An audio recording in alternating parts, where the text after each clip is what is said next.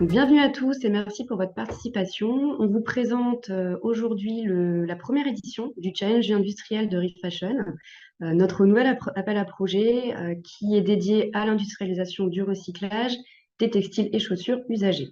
Alors, quelques consignes pour démarrer ce webinaire.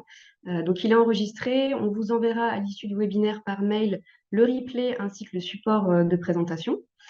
Vous pouvez aussi poser toutes vos questions dans l'espace questions et réponses dès maintenant et tout au long de la présentation, on y répondra à la fin. Donc, si vous anticipez vos questions-réponses, ça permettra un petit peu de s'organiser au mieux et de répondre à toutes les questions. So for those who do not speak French, you can click on the QR code and you will find the presentation in English. Je suis accompagnée aujourd'hui de Louis, qui est responsable industrialisation, et de Clara, chef de projet recyclage. Louis et moi-même, on va intervenir tout au long de la présentation et Clara va pouvoir gérer les questions dans le chat.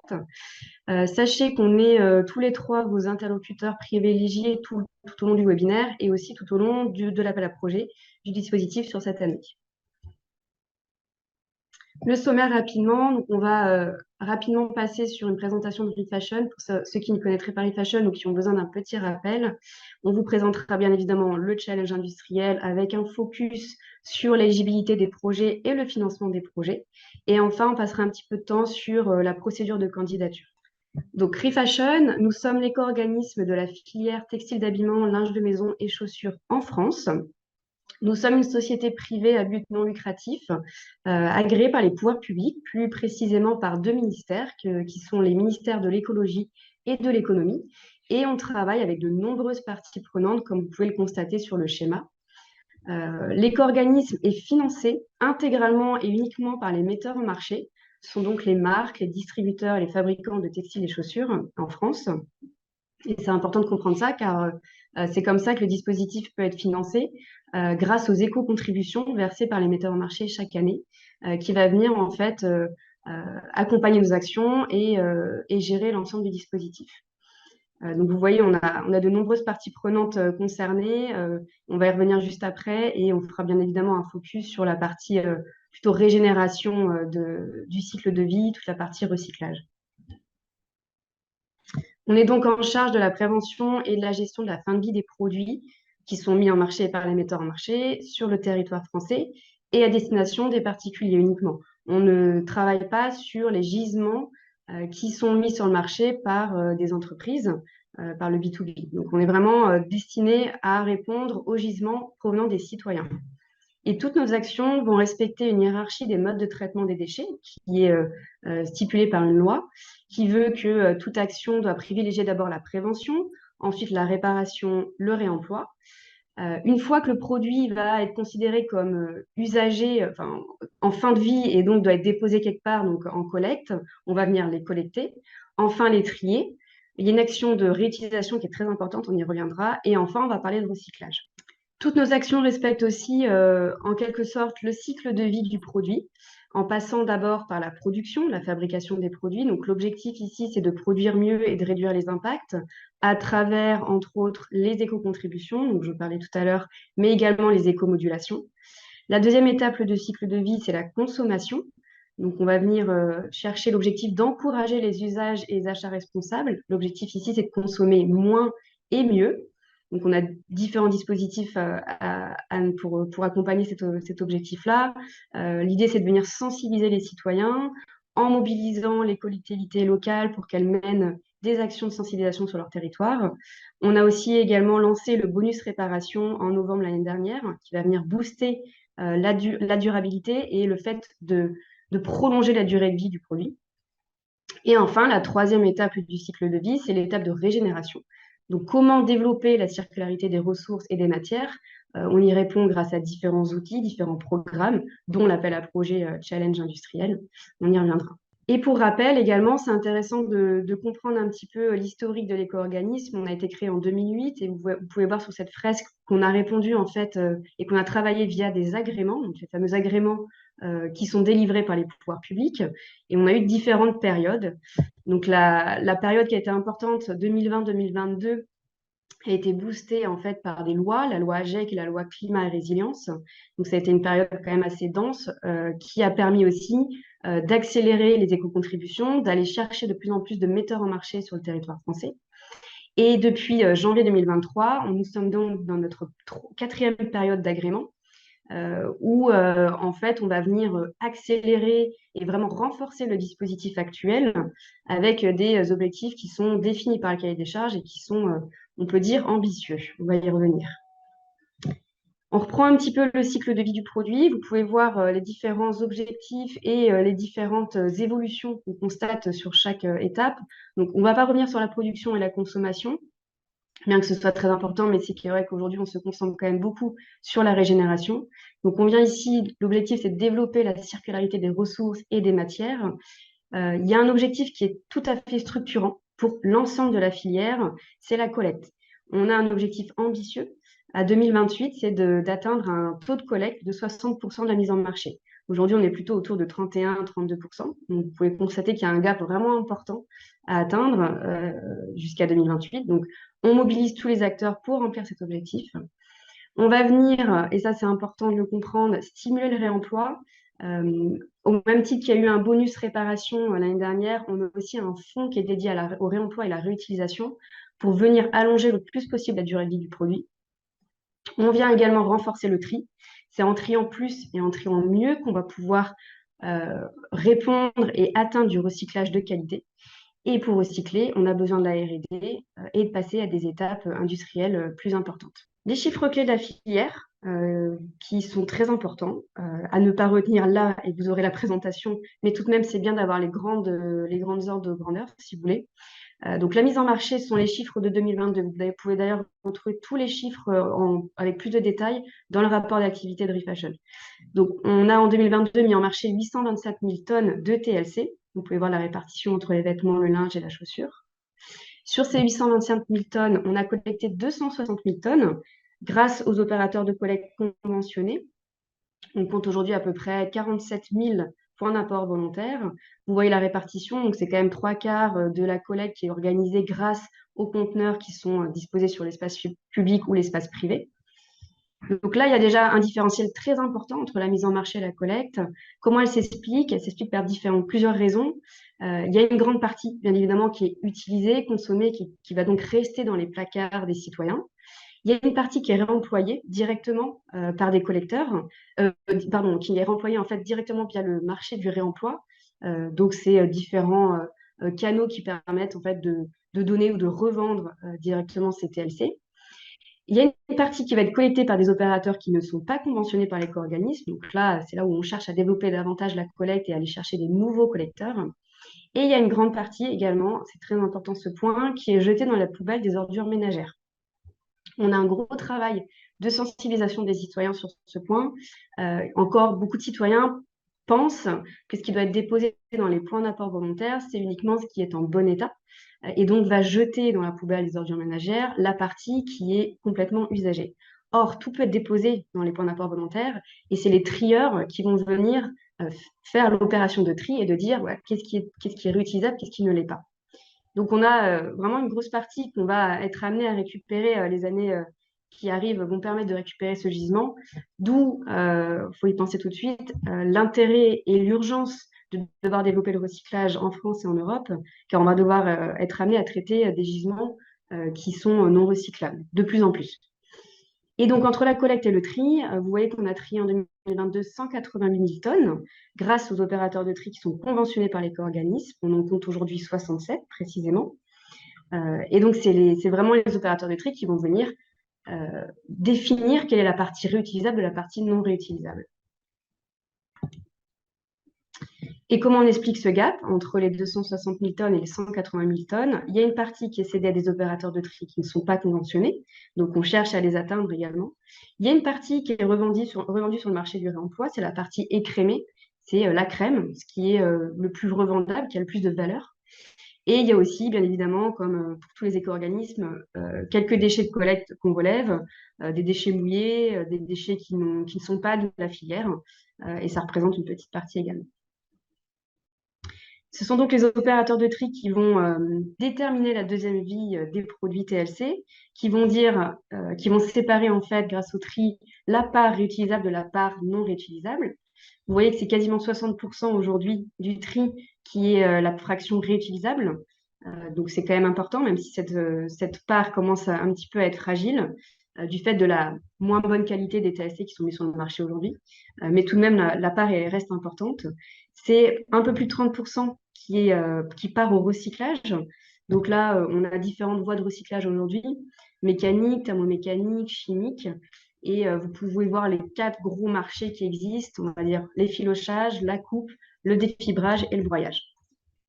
Vous avez également un peu plus de 8% qui est destiné au combustible solide de récupération, 0,5% qui est destiné à l'incinération avec valorisation énergétique et 0,5% qui est destiné à l'incinération ou l'enfouissement, mais sans valorisation énergétique.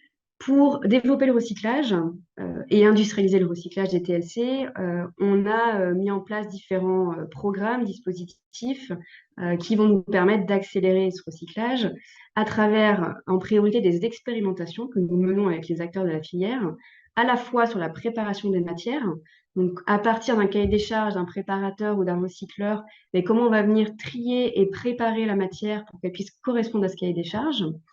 Et enfin, on va aussi mener des expérimentations sur de l'intégration matière. C'est comment correspondre un cahier des charges d'un industriel à une commande industrielle à partir d'une préparation et d'un tri. Tout ça, on le fait bien évidemment en boucle ouverte ou en boucle fermée. C'est important d'avoir cette notion-là parce qu'on sait que ce sont ces actions complémentaires qui vont nous permettre vraiment d'atteindre un recyclage de qualité et plus massif. Et enfin, on lance des appels à projets, le challenge innovation, j'y reviens tout de suite après, et le challenge industriel qui vont nous permettre d'industrialiser. Je reviens juste rapidement sur les objectifs, sur la partie régénération. Je vous ai parlé de l'objectif structurant de la collecte, donc un objectif d'atteindre 60% de taux de collecte à 2028. Et on a 3 objectifs très ambitieux sur le recyclage. Le premier, c'est de recycler 80% des TLC non recyclés dès 2027, donc c'est quand même assez ambitieux. 90% de recyclage des TLC intégrant la matière recyclée en 2028. Et enfin, le budget qui est dédié aujourd'hui à la R&D, c'est 5% des éco-contributions. Donc, c'est précisément 58 millions d'euros qui est dédié à la R&D, à l'innovation, sur toute la période d'agrément qui a commencé en 2023 et qui va jusqu'à 2028. Et avant d'introduire le challenge industriel, je voulais revenir rapidement sur le challenge innovation. Certains le connaissent parce qu'on commence, on commence vraiment à être compétent et à avoir de l'expérience dessus. Il existe depuis 14 ans maintenant. Il y a eu la dernière édition qui s'est déroulée en fin de l'année dernière. Vous pouvez voir le nom des lauréats juste ici sur la slide. Donc, on a eu Nolt, Vecosta, le CEA et la manufacture ERAM. Je ne vais pas revenir en détail sur les projets. Sachez que sur le lien ici, vous pouvez découvrir notre magazine innovation. On en a fait un quasiment chaque année. Et à la fin du magazine, vous avez le panorama de tous les projets qui ont été soutenus depuis 2010. C'est 64 projets qui ont été lauréats. Donc, on en est très contents. Ce sont des projets qui répondent à des niveaux de maturité technologique entre 1 et 6. Donc, on est vraiment sur la R&D jusqu'au développement du prototype. Voilà, donc il y a eu beaucoup de projets probants qui ont fonctionné. Et donc maintenant, l'objectif, c'est de passer sur des niveaux de maturité technologique plus élevés. Donc, on lance cette année, en janvier, le challenge industriel. La date de lancement, c'est le 24 janvier. Je reviendrai plus tard sur le calendrier. L'appel à projet répond en fait à 2 missions. La première mission, c'est de développer, d'accélérer le développement sur des solutions industrielles de recyclage des TLC collectés en France. Et la deuxième mission, qui est une mission beaucoup plus chapeau, je pourrais dire, qui concerne aussi les autres étapes du cycle de vie du produit, c'est vraiment d'accélérer la transition de la filière vers une mode plus responsable, plus circulaire. On s'adresse à beaucoup d'acteurs. On s'adresse à la fois des opérateurs de tri, des préparateurs de matière, des recycleurs et des metteurs en marché en boucle ouverte, boucle fermée, qui sont pour nous des incorporateurs de matières recyclées. Louis reviendra un petit peu dessus et vous expliquera un peu plus en détail les cibles. Et puis, le financement, je ne m'étale pas dessus parce qu'il va aussi vous en parler, mais on peut financer jusqu'à 2 millions d'euros par projet. L'appel à projet se déroule en France et en Europe. C'est d'ailleurs pour ça qu'il y a une version anglaise également qui est disponible. Donc, je vais laisser Louis prendre la parole. Donc l'objectif, c'est de financer l'innovation. Vous savez que la filière est jeune, elle est extrêmement innovante. Et par ce challenge, par cet appel à projet, nous voulons permettre justement à ces innovations de passer au stade industriel. Donc concernant la cible, on va se situer sur toute la chaîne de valeur du recyclage des TLC. TLC, textile d'habillement, linge de maison et chaussures, à partir du surtri jusqu'à l'incorporation de matières recyclées dans un produit fini, en boucle ouverte comme en boucle fermée. Alors, il faut que les projets soient innovants, effectivement. Ça peut être des solutions de surtri automatisées, ça peut être des techniques de préparation de la matière au recyclage, des procédés de délissage, de découpe, de démantèlement, de broyage. Ça peut être des techniques de défibrage, etc., etc. Ça peut être aussi du recyclage mécanique, thermodynamique, du recyclage chimique, et ça peut être de l'incorporation de matières premières recyclées en filature. Il y a effectivement quelques segments qui sont exclus de l'appel à projet. Il y a tout ce qui est réemploi, réparation, réutilisation, ainsi que les activités de collecte et de tri, parce que, comme disait Sophie, ils sont soutenus par ailleurs avec d'autres dispositifs de ReFashion. Et l'idée de ce challenge industriel, c'est pas de faire doublon avec quelque chose qu'on propose déjà. Il y a aussi la coupe de chiffon, puisque c'est quelque chose qu'on considère comme pas innovant chez ReFashion. Et toutes les solutions d'éco-conception en vue du recyclage sont exclues de l'AP aussi, parce que c'est hors sujet. Et tout ce qui est recyclage de produits hors TLC, donc des chutes de production, des invendus, des vêtements professionnels, par exemple. Alors, concernant les critères d'éligibilité des projets, ce sont les critères qui vous permettent d'atteindre la phase de sélection. Il faudra que votre projet concerne la valorisation de TLC post-consommateur non réutilisable. Comme je disais précédemment, on exclut les chutes de production et le post-production. Il faut que votre projet soit techniquement fiable et économiquement viable, tant en termes de débouchés, de marché que de procédés.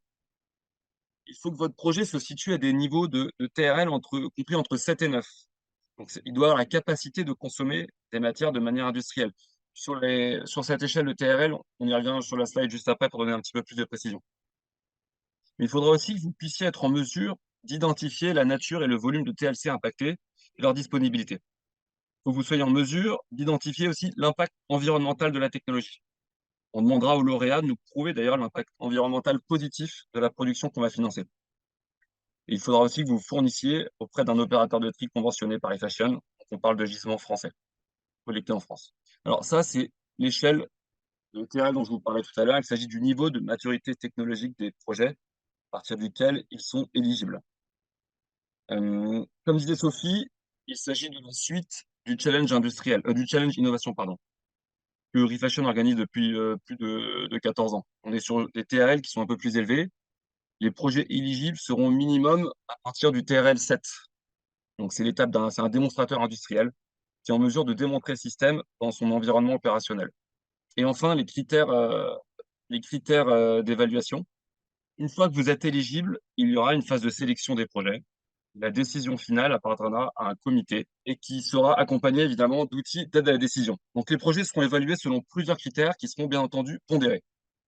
Alors vous avez le volume et la nature des TLC valorisés en début, en cours et en fin de projet. Petite précision, les versements que ReFashion feront seront conditionnés à des livrables, notamment sur les quantités de TLC que vous aurez traitées par rapport à ce qui a été prévu dans le dossier de candidature. Il y a également la fiabilité du procédé développé. Donc là, on est sur l'opérationnel du projet. On parle de la facilité d'implémentation du projet. On parle des modalités de passage à l'échelle industrielle, de l'aspect technique, etc., etc. Sur la qualité de l'écosystème de projet, on évoque toutes les parties prenantes, les fournisseurs de matériel, les gisements, les clients finaux. Sur la viabilité économique, là, c'est la qualité du plan de financement et du business plan. Il y aura effectivement des critères qui sont financiers, en plus des critères extra-financiers. On va regarder la solidité économique du porteur de projet, on va regarder les débouchés industriels, on va regarder les clients, etc. Il y aura une analyse financière du projet qui sera faite. Et on sera très vigilant, comme je vous disais précédemment, sur l'impact environnemental du projet.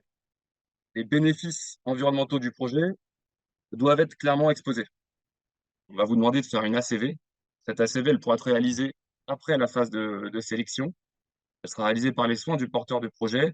Elle sera en fait en tant que condition suspensive au décaissement du projet. C'est clair, bien entendu, c'est qu'on finance des projets qui aient des impacts environnementaux qui soient positifs. Et enfin, la prévention, la gestion des déchets, c'est assez fondamental. Il faudra que vous ayez des solutions de gestion des déchets qui sont produits par le recyclage que vous allez mettre en place. Si vous êtes lauréat, vous allez recevoir un soutien financier de la part de Refashion. Ce soutien sera évalué en tenant compte de votre besoin financier pour la réalisation du projet, et plus particulièrement sur la ligne de production dédiée au traitement des TLC. Mais ce qu'on va prendre en compte aussi, c'est le besoin en fonds de roulement de départ. C'est pour ça qu'on parle d'un financement flexible. Ça sera sous forme de subvention. On va venir compléter le plan de financement et tout en venant couvrir en fait des besoins que les autres acteurs du financement plutôt, on va dire, standards comme les banques rechignent à couvrir. Par exemple, le BFR de départ. Alors, il y aura bien sûr des garde-fous, ça veut dire qu'on ne va pas financer tout ce que vous allez nous proposer. On va limiter notre intervention parfois sur tout ce qui est frais généraux, par exemple, ou sur la sous-traitance. Donc, sur notre intervention, on va intervenir en tant que cofinanceur en complément des apports des autres acteurs du tour de table. Et en termes de montant, pardon, comme évoqué par Sophie, on est sur 50% du besoin financier total, hors foncier, actif, hors traitement des TLC, comme on a dit précédemment, et jusque 2 millions maximum par projet. Pour la durée et le phasage, on a mis 36 mois parce qu'on est sur des projets industriels. Et bien entendu, le financement pourra être débloqué sous plusieurs tranches. On a juste mis des limites, c'est-à-dire qu'on ira jusqu'à 30% maximum au début et 30% maximum à la clôture du projet.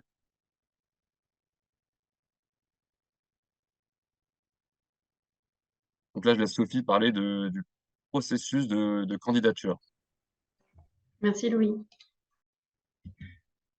Alors, revenons un petit peu sur la candidature en elle-même. Concrètement, on aura un espace dédié à l'appel à projet. Vous avez l'adresse URL juste là. Vous pourrez en fait, à partir du 24 janvier, qui est la date officielle de lancement, créer votre compte sur la plateforme et dès le début, commencer à compléter votre dossier. Il y a plusieurs informations qui seront requises, bien évidemment. On essaiera l'idée, c'est d'avoir des dossiers les plus complets possibles. Cet outil, il est très simple d'utilisation. C'est aussi l'outil qui permettra d'évaluer par la suite les projets. Et on fera en sorte, il y aura un espace de discussion, une sorte de chat en fait, intégré à l'outil. L'idée, c'est de venir communiquer avec vous le plus possible via cette plateforme, ce qui nous permet, nous, de simplifier les process. Il y a plusieurs pièces qui sont requises pour pouvoir candidater. Bien évidemment, il faudra que le dossier de candidature soit complété. C'est important, on insiste là-dessus parce qu'on va avoir beaucoup de dossiers. Donc, pour la gestion des évaluations et la gestion des évaluations, il faudra vraiment présenter votre dossier de candidature complété. Il y a un règlement qui est très important de lire, qui sera daté, on demandera une datation et une signature de votre part, des tableaux financiers et un certain nombre de pièces administratives. Donc, on insiste vraiment sur le fait que les dossiers doivent être complets le plus possible pour faciliter les process derrière. Voici le calendrier prévisionnel de l'appel à projet. On se laisse la marge de manœuvre de modifier les dates si nécessaire, mais vous pouvez quand même vous y fier en tout cas à date. Donc, le 24 janvier, c'est le lancement officiel et l'ouverture de la plateforme pour déposer vos dossiers de candidature. Vous avez 2 mois pour déposer votre dossier. On va pré-clôturer les candidatures le 24 mars. Ça veut dire qu'à partir du 24 mars, vous ne pourrez plus déposer de nouvelles candidatures. Il n'y a plus de nouveaux dossiers qui seraient acceptés à partir de cette date. Ensuite, on va jusqu'au 7 avril, donc ça laisse encore un petit peu de temps pour que Refashion commence à regarder les dossiers et se laisse la possibilité de vous contacter s'il y avait des pièces importantes manquantes ou si on estime que le projet est vraiment intéressant, important, mais qu'il manque quelques détails. On pourra vous contacter via le chat ou en direct pour vous dire, voilà, il faudrait compléter davantage votre dossier. On se laisse cette marge de manœuvre. Tout de même, s'il y a des dossiers qui ne sont pas intéressants, qui sont hors périmètre, on ne s'engage pas sur le fait de vous donner une réponse. Et c'est pour ça qu'on insiste quand même sur le fait que votre dossier doit être le plus complet possible à la pré-clôture du 24 mars. On évaluera les dossiers à l'issue de la clôture définitive des candidatures, donc après 7 avril, avec le jury, avec Refashion et le jury, on évaluera vos dossiers. Donc on se laisse une période aussi de quelques jours pour pouvoir prendre le temps d'évaluer chaque dossier. Ce sera des dossiers quand même assez assez complexe à évaluer, avec des montants probablement importants. Donc, ça nous demande un petit peu de travail. On se laisse ce temps-là. Et on projette de mener les auditions les 24 et 25 avril. Aussi, dans les retours qu'on vous fera lors de l'évaluation des projets, on vous dira si votre dossier est éligible à l'audition et ce qui doit être amélioré, ce qui doit être présenté, ce qui doit être présenté le jour des auditions pour que vous puissiez vous préparer tout de même. Ça, c'est important. On pense que 2 jours sont nécessaires pour les auditions. Maintenant, ça va dépendre beaucoup du nombre de dossiers et du nombre de dossiers intéressants et qui répondent aux critères d'éligibilité. Donc, ça pourrait très bien se réduire à une journée si on estime que c'est une journée qui est suffisante. Et courant mai, on fera donc l'annonce des lauréats. Donc, gardez bien en tête cette date du 24 mars, qui est la date limite de dépôt des candidatures, et la date du lancement qui est le 24 janvier, qui vous laisse donc 2 mois pour candidater, préparer votre dossier, regarder comment fonctionne la plateforme et commencer à déposer tous les éléments nécessaires. Donc, on vous a indiqué, énoncé les éléments essentiels à ce stade de l'appel à projet. On va pouvoir commencer à traiter quelques questions qui sont dans le chat. Donc, n'hésitez pas à les poser aussi. Clara a déjà répondu à certaines d'entre elles, mais on va en direct vous accompagner sur certaines. Alors, il y avait une question, on a vu sur les éco-modulations, principalement sur l'éco-modulation numéro 3, le fait d'intégrer de la matière recyclée dans des produits.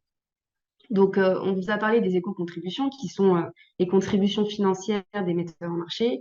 Sur ces éco-contributions, il existe un système d'éco-modulation.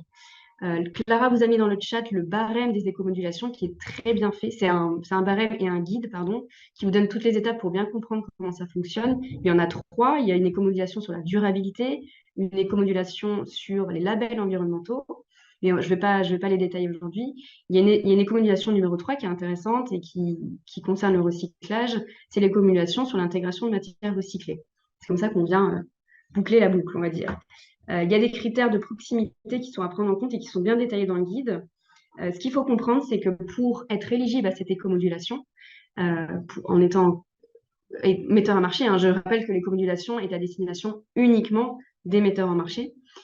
Et pour être éligible, il faut en fait que le déchet qui est intégré dans le nouveau produit, dans la nouvelle matière, le nouveau produit fini, doit en fait être tracé. Il y a une notion de traçabilité qui est très importante et doit provenir d'un déchet TLC qui a été soutenu, collecté par eFashion quand on parle de TLC, mais cette matière peut aussi provenir d'un autre éco-organisme, sauf les matières qui sont à destination du grade alimentaire, qu'on exclut, mais ça peut être des matières qui proviennent d'un autre éco-organisme. La notion importante, et c'est pour ça aussi qu'on insiste beaucoup sur le périmètre d'action de l'appel à projet, il faut que ça provienne de la filière. C'est important et votre projet, il faut comprendre qu'il faut pouvoir le travailler avec un opérateur de tri qui est conventionné par l'éco-organisme, le gisement que vous allez venir capter et le cahier des charges, votre cahier des charges qui va demander un certain gisement, il doit provenir d'un centre de tri qui soit conventionné par l'éco-organisme.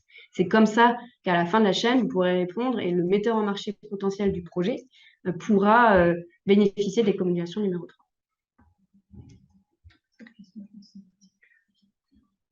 Alors, bonjour, est-ce que c'est possible de mettre ou déposer ma candidature, sachant qu'on est hors les pays européens? Je ne suis pas sûre de comprendre le sens de la question. Est-ce qu'il n'y a pas de condition de nationalité? Ah oui, alors, il n'y a pas de condition de nationalité pour pouvoir candidater à l'appel à projet. Simplement, il faut pouvoir capter du gisement qui soit collecté en France. Donc ça, on l'a dit et redit. C'est un peu la petite condition. Mais on peut déposer un dossier de candidature en français comme en anglais, pays européens. Donc, on est complètement ouvert à ces dossiers de candidature. Est-ce que le projet doit atteindre un niveau de TRL numéro 9? Alors, ce que disait Louis, c'est qu'on cherche des projets qui soient à maturité technologique élevée, donc à partir de 6-7, parce qu'en fait, on se retrouve toujours un petit peu. Le 6-7, c'est un petit peu un stade important. C'est là où le prototype, en 6, le prototype a été prouvé fonctionne techniquement dans un environnement expérimental. En 7, le prototype fonctionne dans un environnement qui soit réelles, dans des conditions réelles. Donc, on va commencer sur des niveaux de TRL 6, 7. Et l'objectif, oui, c'est bien évidemment d'aller jusqu'au dernier niveau de TRL numéro 9. On pourrait très bien avoir un projet qui commence à 9, mais on cesse bien évidemment la possibilité de répondre à 6, 7, 8, 9, avec quand même un début à 7 idéalement, mais on sait très bien que entre 6 et 7, il y a toujours voilà, un moment en fonction du projet. Voilà, on peut être entre les deux, quoi, si vous voulez. Y a-t-il une date limite pour le démarrage du projet après acceptation? Donc, j'entends, j'imagine, après acceptation après que le dossier ait été évalué et soit validé et qu'il soit lauréat, le plus vite possible. Une fois que les lauréats sont annoncés, derrière, il y a toute une procédure pour être conventionné. En fait, on a une convention qui est liée à l'appel à projet qu'on vous fera parvenir, qu'il faudra compléter le plus précisément possible. C'est le contrat en fait qu'on a entre le porteur de projet et l'éco-organisme qui va détailler énormément d'informations, entre autres le phasage du projet. Parce qu'on va être sur des projets quand même aussi à long terme. Donc, il faut bien qu'on arrive à identifier les grandes phases du projet, les livrables associés et les lots associés à ces grandes étapes du projet. Et donc, plus vite le projet démarre, mieux c'est pour le porteur de projet. Mais il n'y a pas de date fixée sur le démarrage. Mais ça démarre à partir du moment où la convention a été rédigée et signée par les deux parties. Alors Louis, il y a peut-être une question sur le financement. Le financement des équipements de recyclage concerne les dépenses d'investissement, point d'interrogation, ou de fonctionnement, point d'interrogation. Les équipements, si on parle du matériel, oui, c'est pris en compte par l'appel à projet, effectivement. Et généralement, quand il y a du matériel, il y a aussi des charges à faire d'installation et tout ça, c'est pris en compte. Enfin, si je comprends bien la question, effectivement, c'est des choses qu'on peut financer. Sous réserve que ça traite justement du TLC et pas d'autres produits textiles comme des chutes de production. Et d'ailleurs, à ce sujet, parce que tu parles des chutes de production, donc il y a une question, peut-on mélanger les TLC et les chutes de production dans les nouveaux process, dans le nouveau produit créé? Euh, Oui, oui, oui, à on peut majorité. effectivement. Oui, Ouais, vas-y, je te voilà. laisse. Et à Oh, pardon, majorité, il excuse-moi. faut que ce soit les TLC usagés qui proviennent des citoyens. Il y aura, c'est un critère d'éligibilité, c'est un critère d'évaluation, c'est clair et net. Quel est le volume engagé par le projet pour pouvoir traiter des TLC usagés qui proviennent des citoyens? Ça, c'est indispensable. Maintenant, il y a une marge de manœuvre. Et tant mieux si des chutes de production dans le cadre du projet sont réintégrées dans le procédé et dans le produit final.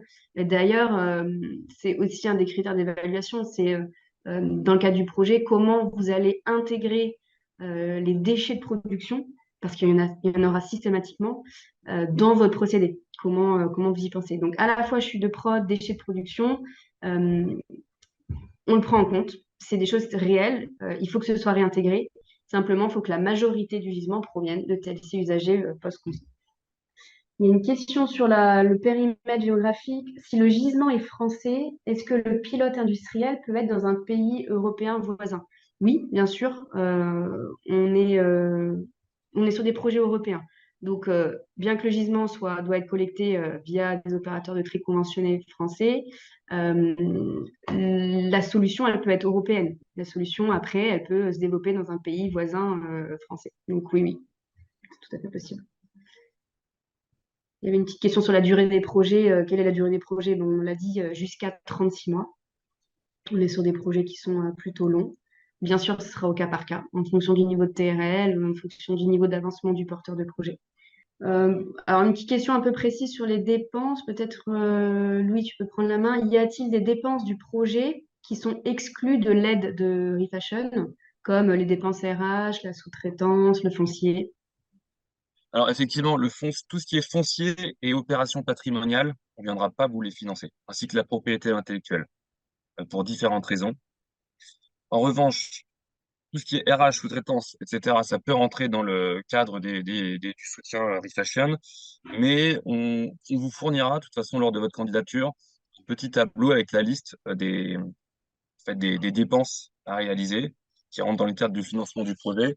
Et parfois, effectivement, nous, on a mis des garde-fous. Ça veut dire que sur la sous-traitance, on ne veut pas que la sous-traitance représente un certain montant du projet total. On ne veut pas que les frais généraux soient supérieurs, je crois, à 5% du besoin total, etc., etc.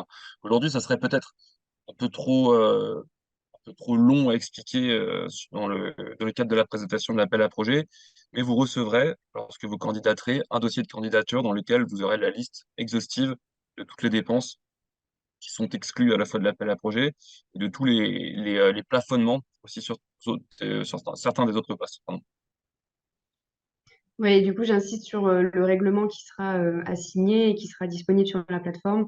Enfin, tous les éléments seront détaillés dans le règlement. Il faudra bien le lire, le prendre en compte. C'est vraiment important. C'est pas juste une étape administrative, c'est qu'en lisant le règlement, en comprenant le règlement, ce sera beaucoup plus simple ensuite de déposer votre dossier de candidature, parce qu'on va donner beaucoup d'éléments dans le règlement. Il y a une question sur le critère d'éligibilité, le critère d'évaluation, pardon, qualité de l'écosystème. Qu'est-ce qu'on entend par qualité de l'écosystème du projet? C'est la composante multi-acteurs du projet. C'est le fait d'être transparent et de faire l'effort de trouver et de travailler avec un certain nombre de partenaires, que ce soit des fournisseurs de matières ou des fournisseurs de machines. Euh, Ça peut être en interne également, ça peut être des agences avec lesquelles vous allez travailler, peut-être des gens qui vont vous accompagner justement sur le montage financier de votre projet, sur sa viabilité économique. Donc, c'est toutes les partenaires et les parties prenantes qui vont intervenir à un moment donné dans votre projet. Et plus c'est identifié, plus ce sont des partenaires de qualité, plus vous répondrez à ce critère d'évaluation qui est sur ce type de projet et ce niveau de TRL quand même essentiel. Alors oui, il y a une question sur la complémentarité du soutien. Le soutien peut-il venir en complément de financement public comme un financement ADEME ou un financement Europe? Oui, c'est pas un problème, hein. Ça peut ne pas être uniquement un financement de la part de l'éco-organisme. Simplement, ça, il faut bien le préciser dans votre dossier, dans les tableaux financiers, comment est financé votre projet d'une manière générale. Mais c'est tout à fait possible. Est-ce que les ACV peuvent être pris en charge dans le financement du projet? Oui, ça fait partie du projet. C'est important. L'impact environnemental, le fait d'étudier l'impact environnemental de votre projet est un critère d'évaluation. Euh, et donc, c'est tout à fait indispensable et c'est tout à fait pris en charge dans les dépenses. Il y a une question sur le budget global de l'appel à projet. On n'a pas fixé un budget global aujourd'hui. C'est vrai que c'est quelque chose qu'on peut faire sur d'autres appels à projets. On se laisse un peu plus de liberté sur l'enveloppe budgétaire. Simplement, c'est la limite des 2 millions d'euros de financement par projet là qui est fixe et qui est déterminée.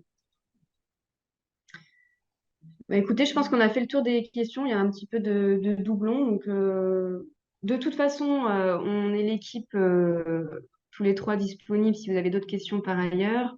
Vous aurez bien évidemment un mail récapitulatif à l'issue du webinaire d'ici une semaine. Vous aurez donc le replay, la présentation. Peut-être s'il y a des questions, on se rend compte on n'y a pas bien répondu, on fera un petit topo par mail, c'est pas un problème. Qu'est-ce qu'on va vous mettre d'autre? On va aussi créer un guide de candidature qu'on vous enverra sur ce mail. Donc ça, c'est d'ici une semaine. Et puis, bien sûr, vous aurez un nouveau mail en amont du lancement et le jour du lancement. Et puis, pas d'inquiétude, vous avez 2 mois pour déposer votre dossier. Donc, on aura le temps d'échanger à nouveau et d'avoir des allers-retours sur vos potentielles questions. Et On je vous rajoute remercie. juste, Oui, excuse-moi, oui, je vois qu'il y a une question qu'on n'a peut-être pas traitée, c'est au sujet de la personne qui peut candidater. Bien entendu, ça peut être un consortium. C'est-à-dire que ça peut être plusieurs personnes qui portent le projet. Nous, ce qu'on demande juste, c'est pour des questions de clarté, il faut qu'on ait un seul interlocuteur. Personne qui reste tout au long du projet, qui soit en mesure de nous apporter les informations et qui soit notre interlocuteur. Enfin, qu'on n'ait pas de problème de suivi en fait du projet. Effectivement, si vous souhaitez porter le projet en groupement, c'est possible. super, merci Louis. Merci à tous pour votre participation et à très vite. Bonne journée.